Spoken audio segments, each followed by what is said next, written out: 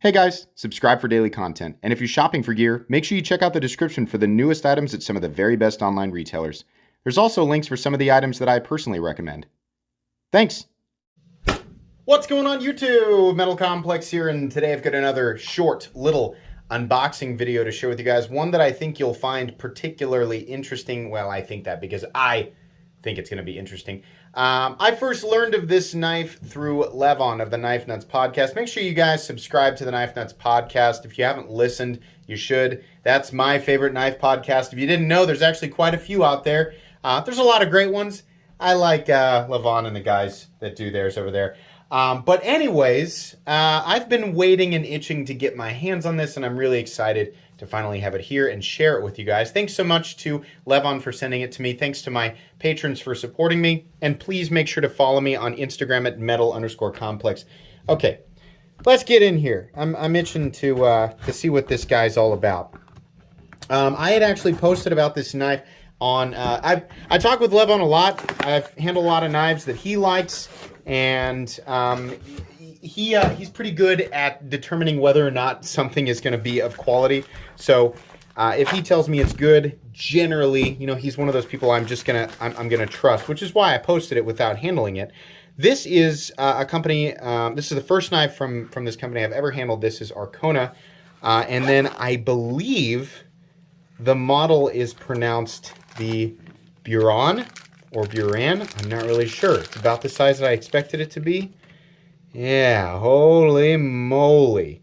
Very cool. Look how they do the pivot. Awesome. It's got like the, what do they call these beetles? They're not, are they stag beetles, or what do they call the ones with the giant pinchers? Anyways, beautiful. Beautiful open. Oh, man. Yeah. Okay, this is, yeah, this is exactly what he was describing. So this is actually, look at that. This is actually, I think I read this is a GTC interframe lock, I think is what they called it, which is interesting. I'm obviously going to have to get more details. Guys, this is not a review, just an unboxing and first impressions. I will absolutely be reviewing this knife. This feels way above the tier that it's actually in terms of price. What is all over the... I must have spilled something right there. So these came in at $320, and these feel like a totally different territory, just versus the stuff that I have felt before. These are beautifully finished, and despite all of these hard-looking lines here, you can see, if we look up close, all of these edges are actually nicely knocked down. There is quite a bit of machine work going on here. Now, the aesthetic, understandably, this aesthetic is not going to be for everybody, right? But factually, there's more machine work that goes into stuff like this than, you know, if it were just plain tie. So that's going to add additional cost. I didn't know, actually, I did not know that this was recessed. Oh, I see. Look at this. I didn't even notice that. This is the frame lock. I've never seen something like this before. Look at this. Okay. So it's a frame lock, but this sinks into the handle. So I'm guessing, I don't know the purpose behind this, but this way, while you're squeezing, there is no, you're not pushing it further in, right? Your palm is contacting the frame on either side. But then the lock itself is actually recessed into the tie. That's really cool. Not a cheap way to do that, not at all. This is actually very, very comfortable to hold. I'm surprised. I really thought it would be pokey and pointy. You can choke up here, really nice. We have a full 3D milled clip that is perfectly, like the way that this is designed, it goes perfectly with the whole theme here. We have a pretty matte tumble. It's not a blast. It doesn't look like it's blasted. Let's take a look. Is it? I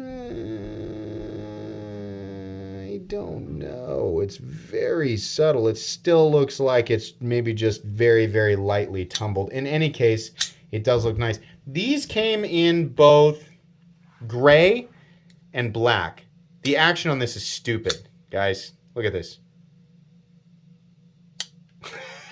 The action's really good.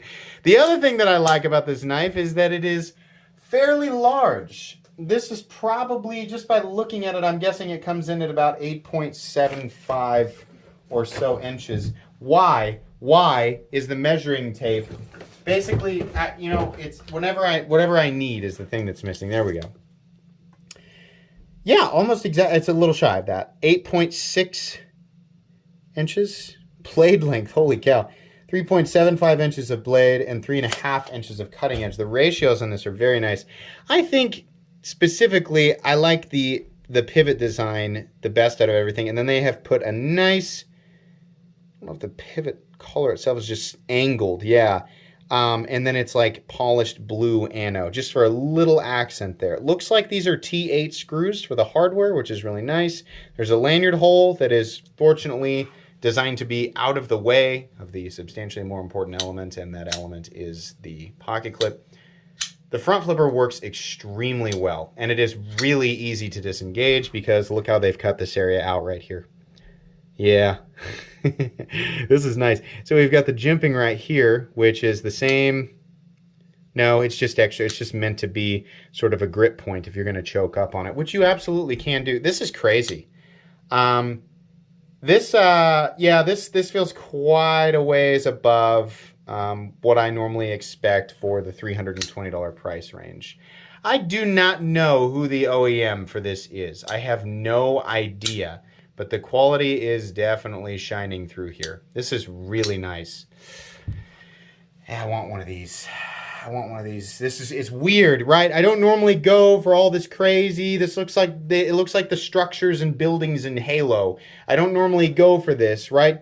But what I like is that it's not a bunch of separate pieces. It's all just, you know, the same piece of titanium that's milled to look this way. They put the logo in here. What's the blade style? I didn't even look. M390. Okay, so it looks like there's 200 of these. This is number 131. 0 lock stick. No blade play up, down, left to right. No pivot lash. Super smooth inside the pivot. I wonder if this is multi-row. I didn't ask Levon about that, but this really feels like multi-row. The D10 is just tuned perfectly. I'm curious about how much it weighs. I'm also curious about milling on the inside here. There's quite a bit you can see in there. This is a weird one, man. Okay, let's weigh it real quick and then we'll be done. I will do a full review. This is not a review. Man, not that heavy. You know, not a perfect ratio of, you know, blade length to overall weight ratio. I said ratio twice.